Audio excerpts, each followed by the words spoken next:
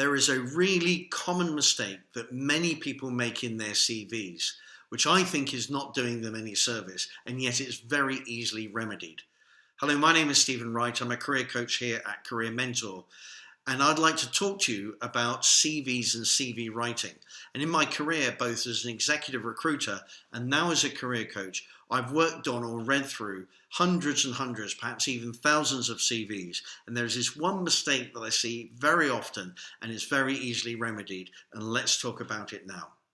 So there is a point where job seekers seem to confuse the notion of years of experience with actually being an offer of value. And I'd like to suggest that years of experience has no intrinsic value, and the reader of your CV is unlikely to see that as being relevant or useful for the job that you're looking to apply for.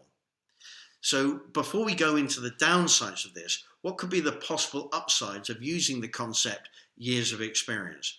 Well, first of all, it means that you've been around and that you survived and you've kept a job for all that time, which is great. Second, it may mean that because you've been around for some time, you're able to put what's happening now into some sort of perspective, which can be useful. Also, it may mean that you've been able to spot patterns that occur in your particular market, which may inform you and help you make better decisions. And finally, if you've been doing the same thing for all that length of time, you may well have been able to develop some sort of expertise in that. But what are the downsides of this? The downside is that you're not being explicit about the value that lies behind those years of experience. And you're certainly not giving any examples that will illustrate the value that you have to offer, making it more credible and relevant in the reader's eyes. So the downside of using the concept years of experience is that it's only a cliche that has no intrinsic value. You could perhaps have spent 20 years of experience being completely average, or perhaps you could have spent those 20 years of experience consistently improving your skills and attributes in such a way that you can add more and more value to the job or to your employers. But the reader of your CV is not going to know that because you haven't spelt things out for them. And that's my point. Years of experience has no intrinsic value.